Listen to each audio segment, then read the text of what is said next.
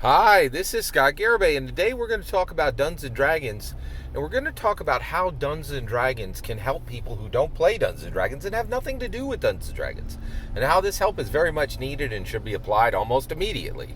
All right, okay, should be applied immediately. All right, so we're going to talk about the film Honk for Jesus, Save Your Souls. So this movie recently came out. I did not see Honk for Jesus, Save Your Souls. I very specifically chose to skip it, but I've it consumed a lot of content about this film, and the reason why is I'm highly interested in what's happening with this film from a meta perspective. I have absolutely no interest in seeing it because I already knew what it was. The moment I saw the trailer, I know what this thing is. I'm skipping this, right? So let me explain something. All right, so Honk for Jesus, Save Your Souls has Regina King, and she's like an American treasure. It also has the guy from This Is Us, who's been really adding up a lot of shows and movies. Very talented actor. I watched the first season of This Is Us. It was very good. And it's got a considerable number of rising stars, right? And but so I have a Regal movie pass. I can go see any movie I want. I see probably 8 to 12 movies a month. I see almost everything that comes out. I see literally 80-90% of every movie that came out. The moment I saw the trailer for this, I was like, that is a garbage film put out. That is a hit piece done by Hollywood against God-fearing Christians. I knew that movie would upset me, right? So I skipped it. I didn't even bother. I'm like, I'm not gonna, roll up in the theater and watch Hollywood complain that people love God, right? Like, or love Jesus. I'm not down for that, right? But something happened with this film, and I'm not sure where that it happened, but it happened, and I'm gonna explain it. All right. So first of all, let me explain something. This movie was not. I'm an evangelical Christian, right? This movie was not made about evangelical Christians. This movie was made about. This is a movie about God-fearing Christians. What the heck's the difference between a God-fearing Christian and an evangelical Christian? Well, we look at each other and I'm like, I'm an evangelical Christian. I say, hey, God-fearing Christian, I will see you in heaven. Both will we pass? I'll see you up there, brother. And they're like, oh, I'll see you up there, sister. And they look at me and they're like, yeah, okay, evangelical Christian, I know y'all do Christian a little bit different than us, right? But I'll see you up there, right? Different than Catholics, all right? So evangelical Christians and Catholics, we look at each other, and the Catholics go, you didn't go to mass this week? You didn't get baptized? You didn't take communion, and you didn't do confession? Well, Jesus ain't going to save you. You have to save you. If you don't do those things, you go to hell. That's what Catholicism is about, in my humble opinion. If there's any Catholics, let me know. But I think what I said is exactly right. Right? You save yourself. Jesus don't save nobody in the Catholic Church. Right?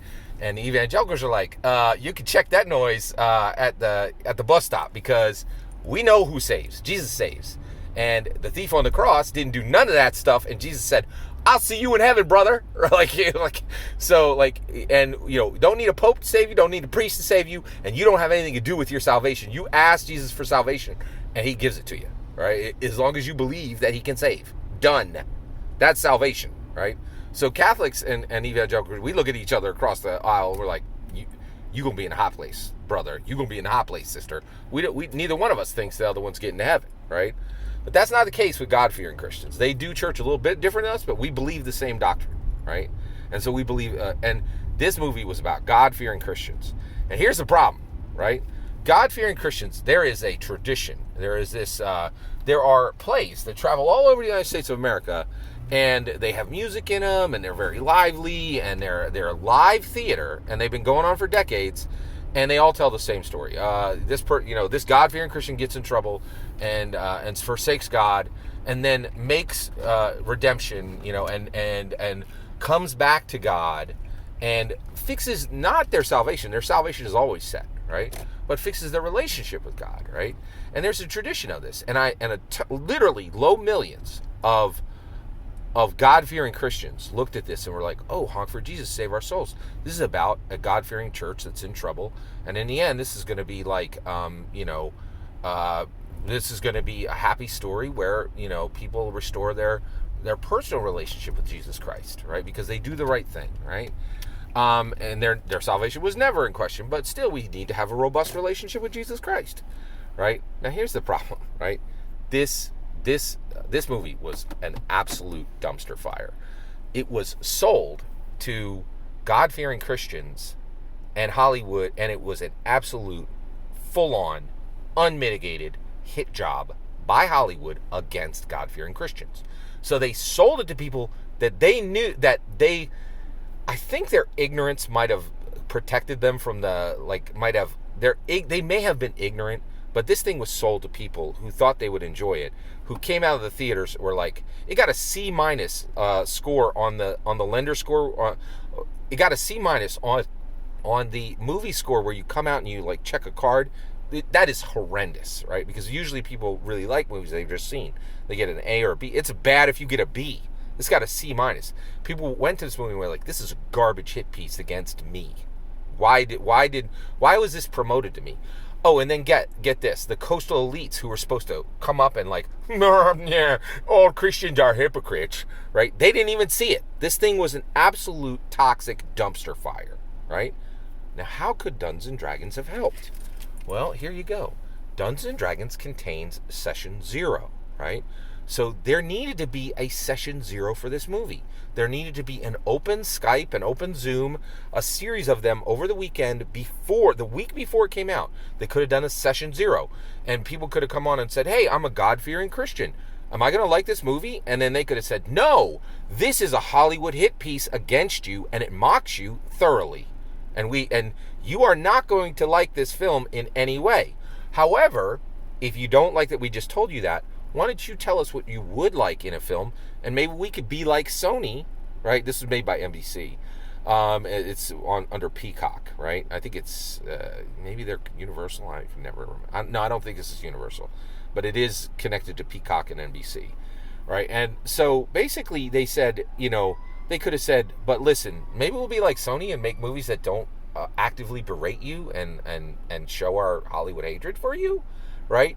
And there could have been all the safety tools and all the productivity of the Session 0 applied to this film.